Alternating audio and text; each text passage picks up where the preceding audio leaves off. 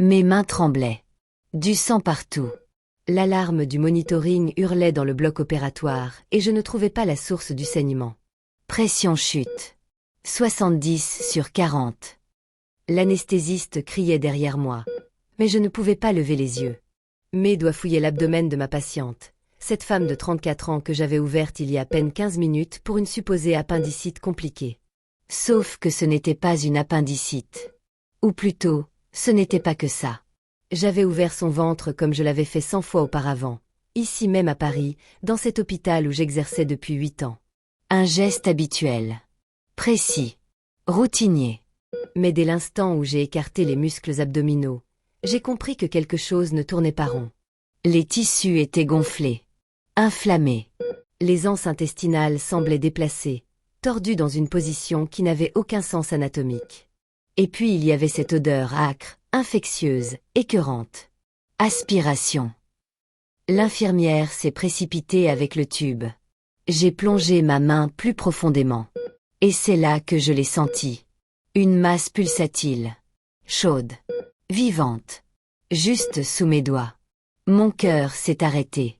Parce que cette masse n'aurait jamais dû être là. Laissez-moi revenir quelques heures en arrière. Il était 3h47 du matin quand mon téléphone a sonné. Un appel du service des urgences.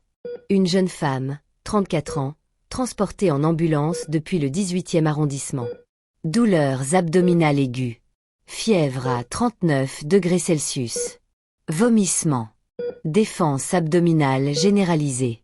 Le tableau clinique criait « appendicite perforée ». J'ai enfilé mes baskets, attrapé mes clés, et j'ai foncé à travers les rues vides de la capitale. Paris la nuit a quelque chose d'irréel, les lampadaires oranges, le silence épais, cette impression d'être la seule personne éveillée dans une ville qui dort. Mais moi, je ne dormais jamais vraiment. Pas quand j'étais de garde. Arrivé aux urgences, j'ai trouvé ma patiente recroquevillée sur un brancard, le visage livide, les mains crispées sur son ventre. Elle s'appelait Léa. Une étudiante en droit. Elle vivait seule dans un petit studio près de Montmartre. Docteur, ça fait 3 jours que j'ai mal. Mais cette nuit, je n'en pouvais plus. 3 jours. J'ai palpé son abdomen.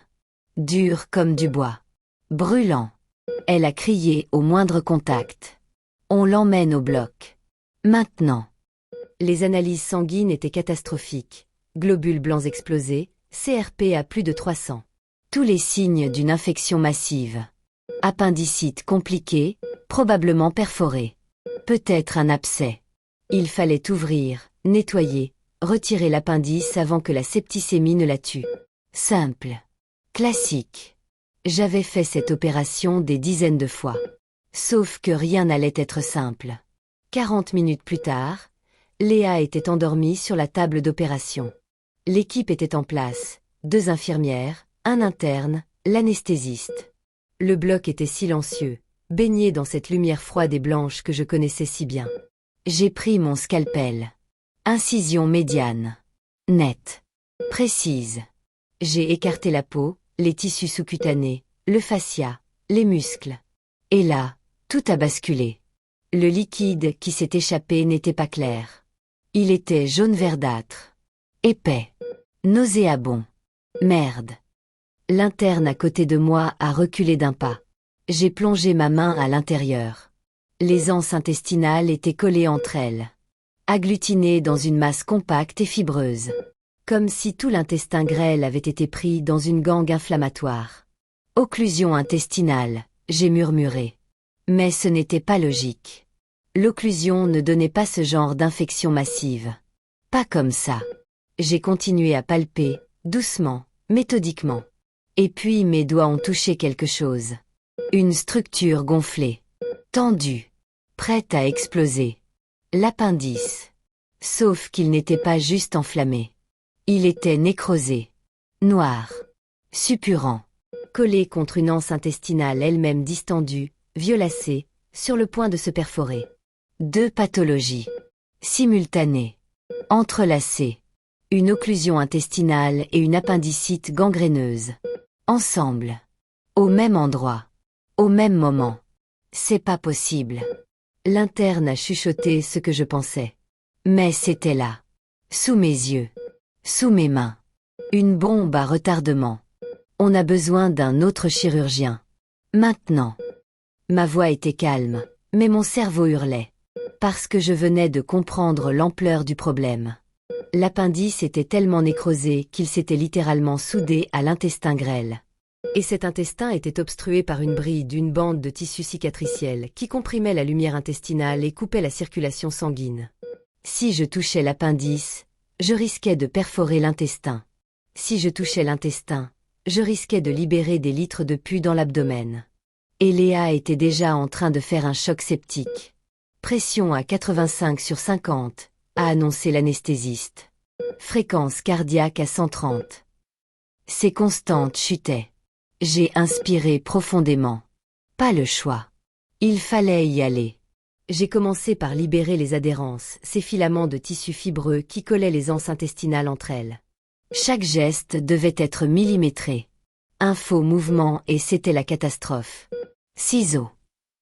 L'infirmière m'a tendu l'instrument. J'ai coupé. Doucement.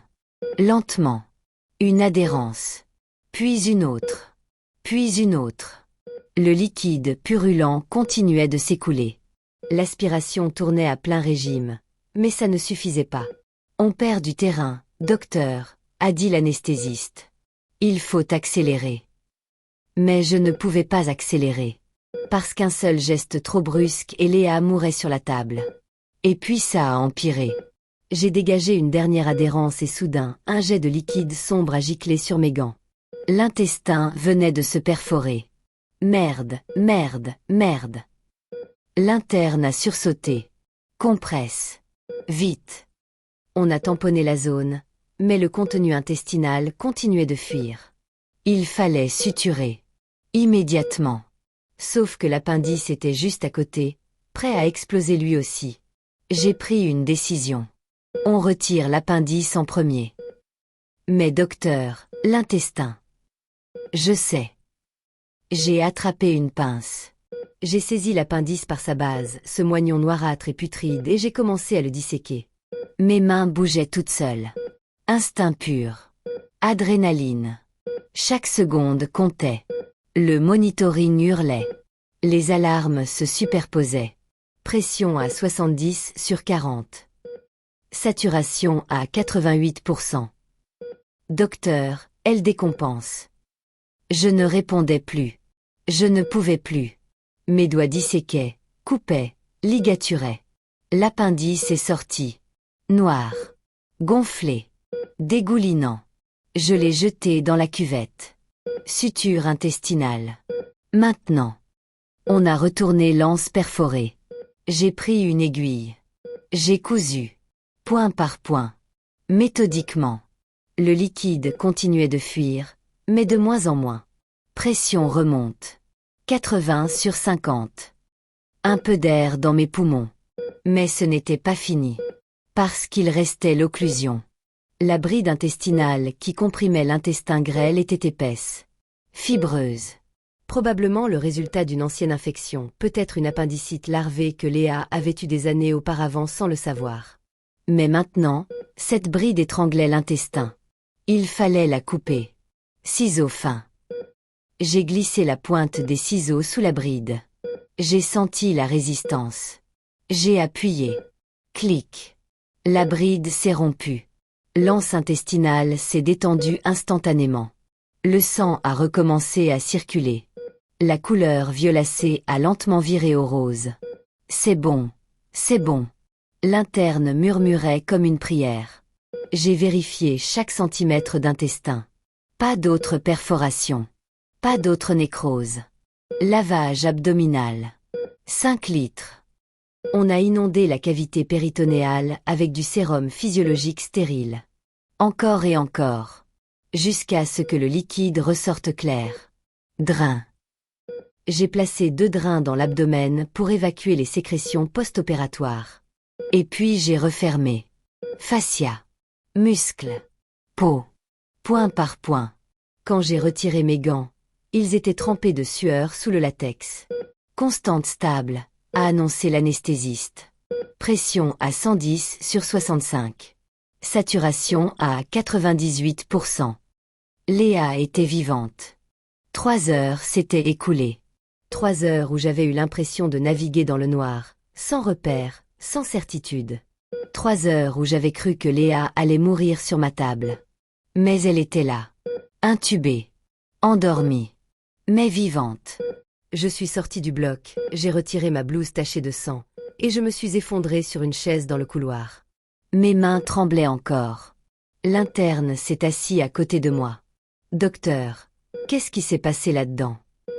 J'ai secoué la tête. Je ne sais pas. Une occlusion et une appendicite au même moment. C'est rarissime. Oui. On est resté silencieux un moment. Puis j'ai pensé à Léa. À cette jeune femme qui était venue aux urgences en pleine nuit, seule, terrorisée. Elle ne savait pas qu'elle portait une double bombe à l'intérieur d'elle. Elle ne savait pas qu'elle aurait pu mourir en quelques heures. Mais maintenant, elle allait vivre. 2 jours plus tard, j'ai revu Léa en soins intensifs. Elle était réveillée. Faible. Pâle. Mais consciente. Docteur, qu'est-ce que vous avez trouvé? Je me suis assise au bord de son lit. Quelque chose que je n'avais jamais vu en 8 ans de carrière. Je lui ai tout expliqué.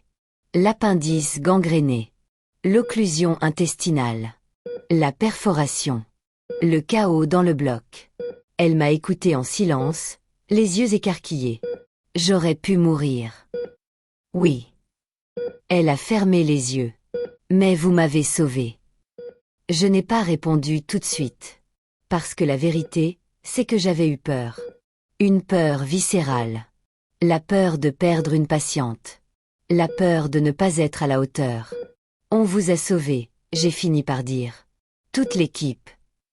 Elle a souri faiblement. Merci. Aujourd'hui, Léa va bien. Elle a quitté l'hôpital 3 semaines après l'opération. Elle a repris ses études de droit. Elle vit sa vie. Mais moi, je n'oublie pas. Je n'oublie pas cette nuit où j'ai ouvert son abdomen et découvert cette bombe à retardement. Je n'oublie pas ce moment où mes mains ont tremblé, où les alarmes hurlaient, où tout semblait perdu. Parce que ce jour-là, ici même à Paris, dans la capitale de la France, j'ai compris quelque chose de fondamental sur mon métier. On ne contrôle jamais vraiment ce qui nous attend dans un bloc opératoire. On ne sait jamais ce qu'on va trouver. Et parfois, il suffit d'un millimètre, d'une seconde, d'un geste pour que tout bascule. Ce que j'ai découvert dans ma patiente ce jour-là m'a littéralement choquée. Et ça a changé à jamais ma façon de voir chaque urgence abdominale. Parce que maintenant, je sais, derrière chaque douleur, il peut y avoir bien plus qu'on ne l'imagine. Une vraie bombe à retardement, prête à exploser.